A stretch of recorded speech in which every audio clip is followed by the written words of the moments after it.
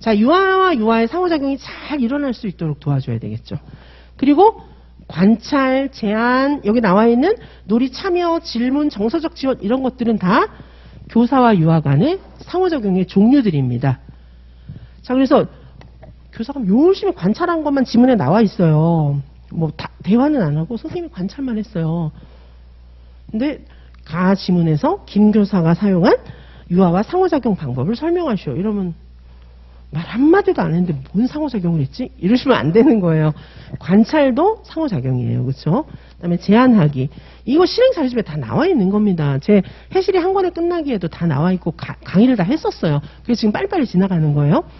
놀이에 참여하고 질문하고 정서적 지원하기. 보통 제가 수업 실현하라고 선생님들께 말씀드리면은 수업 실현은 2차 수업 실현은 여기에 나와 있는 지침을 진짜 실천하는 거예요.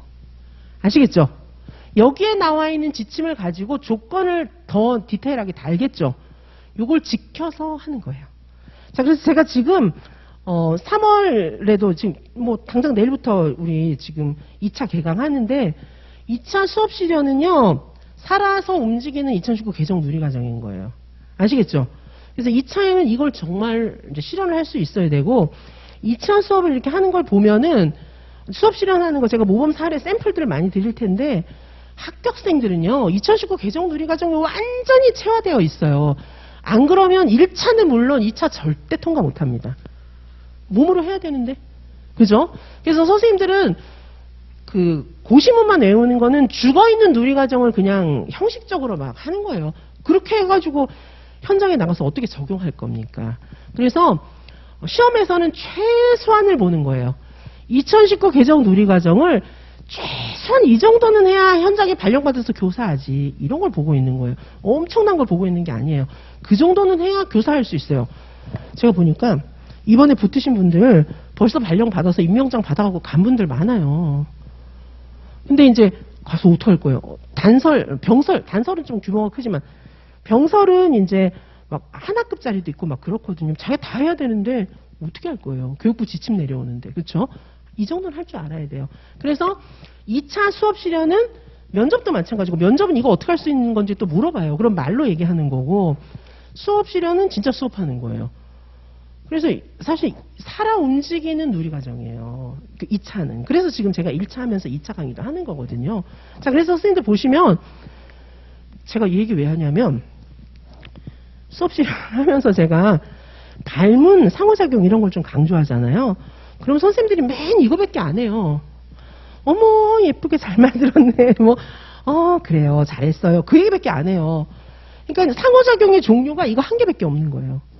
그리고 이제 아이들의 놀이에서 요즘에 놀이에서 출발하는 활동이 시험에 많이 나오죠. 자, 지금 다 얘기했잖아요. 자, 이런 내용들이 실제로 1차에서는 지문에서 찾아 쓰는 거고 2차에서는 진짜 말로 해보는 거고 이런 거예요.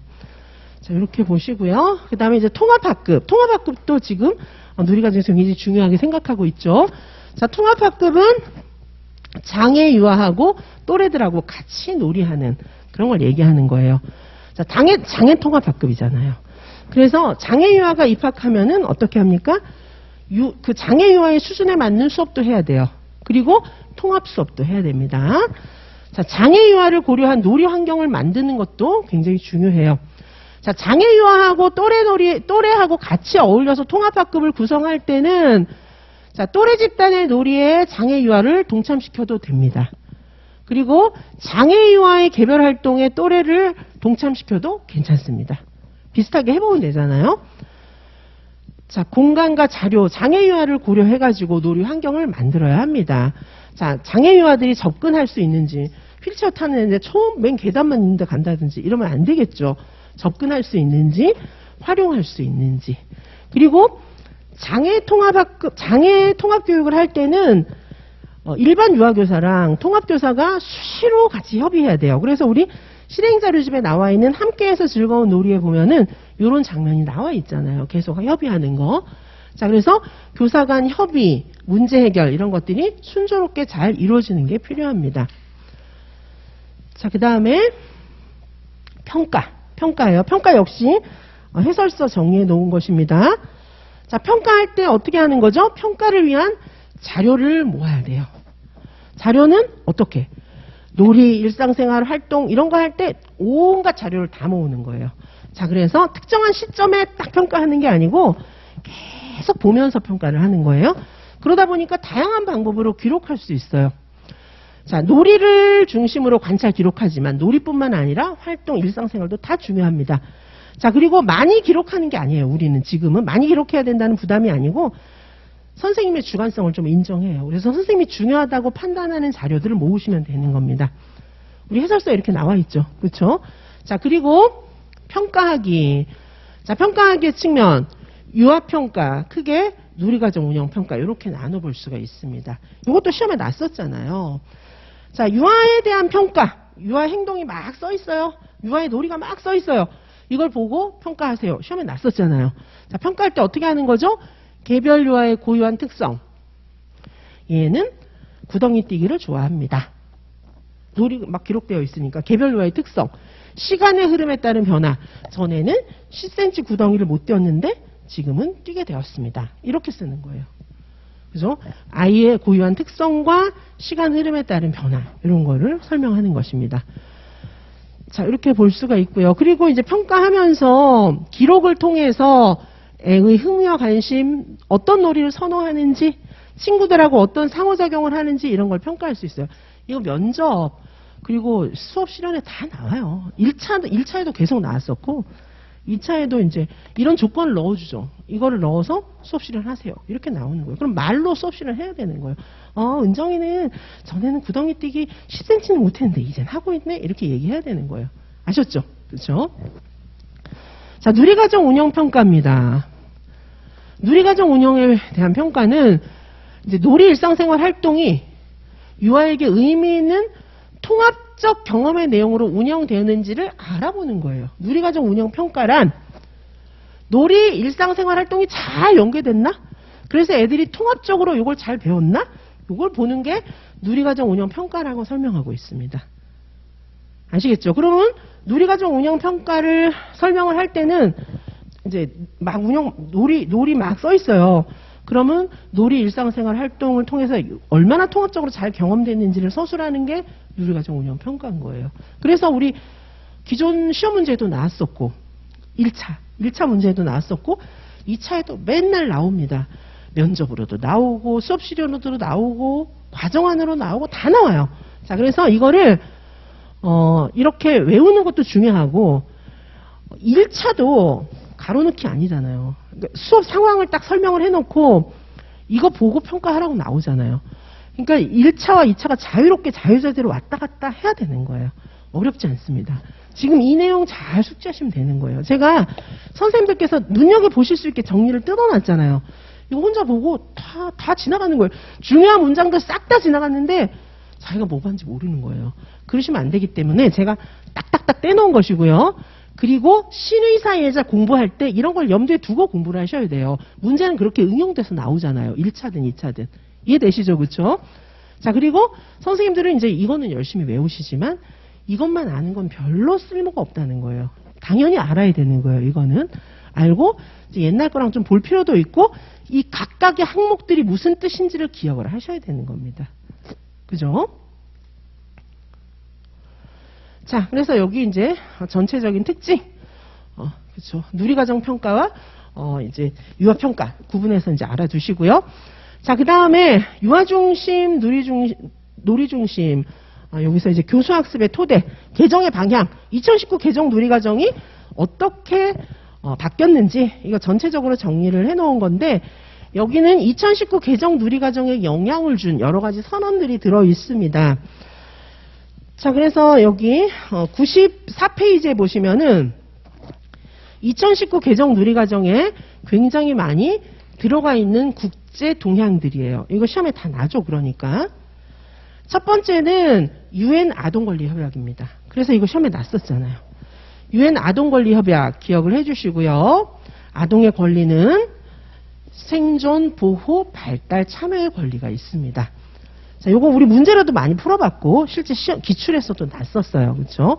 그래서 요렇게 길게 이제 좀 보셔도 되고 제가 보장원 자료 간단한 거 드렸기 때문에 그 정도 외워두시면 되겠습니다. 2019 개정 누리과정에는 아동 권리 협약이 굉장히 지대한 영향을 미쳤어요. 그래서 아이들이 참여의 권리 있잖아요. 참여의 권리 어떤 거예요? 나한테 영향을 미치는 중요한 문제에 대해서 내 의견을 말할 수 있는 거예요. 선생님, 저는 여기 공간이 너무 좁아요. 넓혀주세요. 저는 지금 이 놀이하는데 이게 너무 재밌어요. 계속 이거 하고 싶어요. 이런 말 할 수 있는 거예요. 그렇죠? 자, 그래서 여기 생존, 보호, 발달, 참여 이런 권리가 있고요. 요거 2019 개정 누리과정이 굉장히 많이 들어 있습니다. 그래서 지금은 유아의 참여의 권리에도 주목해야 되는 거예요. 생존과 보호뿐만 아니고. 그렇죠? 아이들의 놀 권리는 기본권이기도 합니다. 그리고 지속가능 발전 교육. 요거는 해시리 특강에서 굉장히 자세하게 제가 다뤘어요. 그렇죠? 자, 지속가능 발전. 이게 2019 개정 누리과정에 엄청 녹아 있어요. 지속가능한 발전. 이거는 민주 시민교육, 시민교육, 세계 시민교육, 생태 시민교육 이런 거랑 시민교육도 이 안에 들어있고, 그 다음에 환경교육, 시민교육 안에 환경교육이 들어가 있기도 해요. 환경교육, 그 다음에 이제, 다문화교육, 이런 형태로 많이 녹아있죠. 이런 형태로 녹아있어요. 그쵸? 자, 그리고 2030 학습 개념틀, 이런 것도 있습니다. 이거는 이제 옛날에 OECD 교육의 목표하고 2030 학습 개념틀은 많이 바뀌었어요.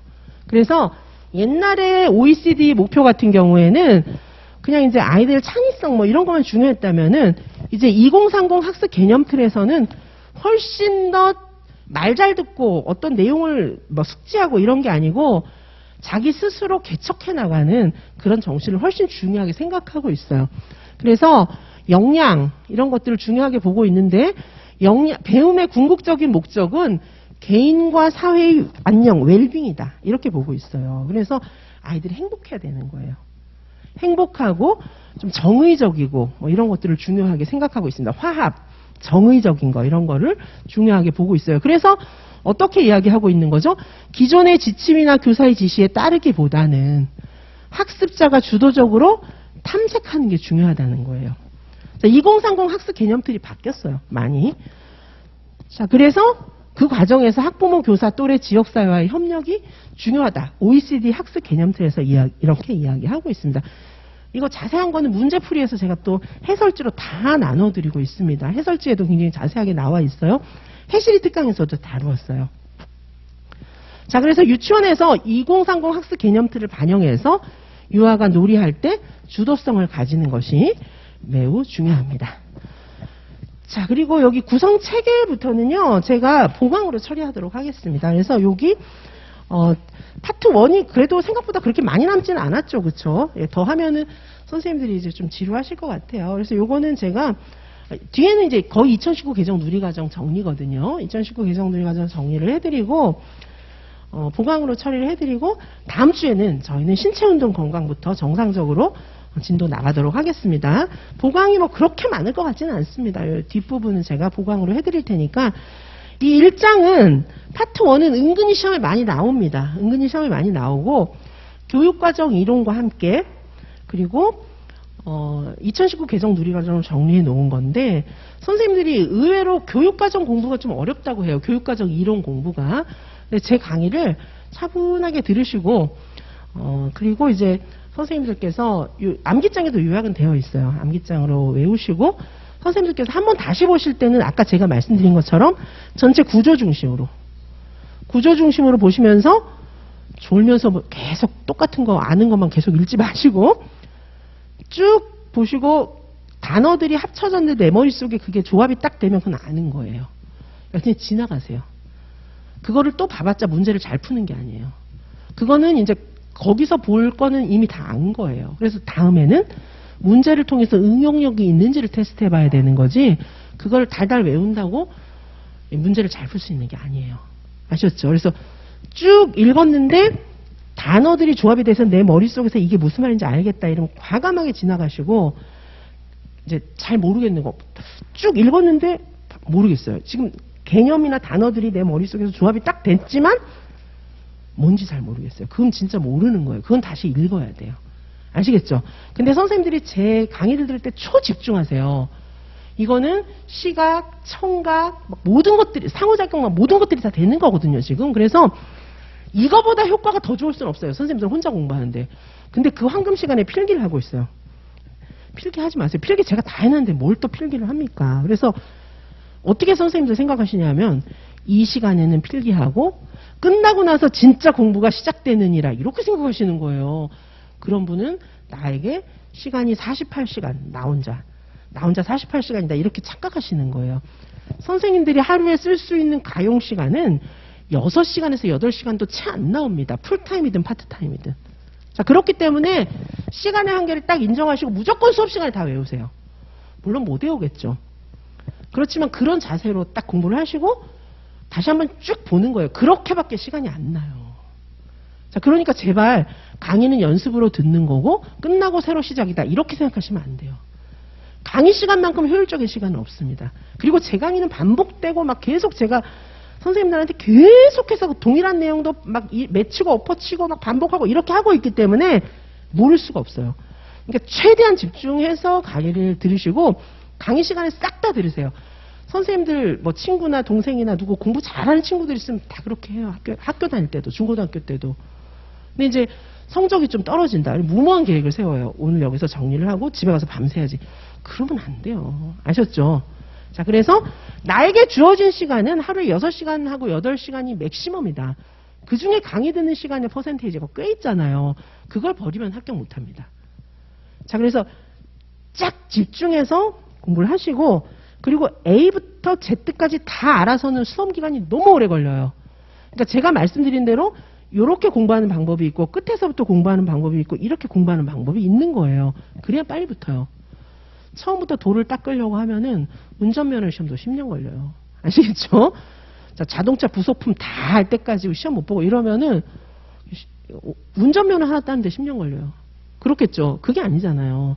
자, 그래서 선생님들은 메타인지 하면서 효과적으로 공부를 하셔야 되는데 그걸 잘 모르잖아요. 제가 때마다 알려드려요. 그러니까 제 말에 귀를 기울이시고 그렇게 공부를 좀 해보세요. 공부는 집중이에요. 집중. 자, 머리를 쓰면서 공부하시기 바라고요. 선생님들의 머리는 똑똑해요. 생각보다. 그래서 자꾸 이상한 일 시키면 얘가 자요. 아, 난 똑똑한데 주인이 왜 자꾸 이상한 거 시키지? 이러고 잔다니까요. 자, 내가 뭘 봤는데 졸린다 이러면 내 손발이 얘를 너무 무시한 거예요. 그렇게 하시면 안 돼요. 아셨죠?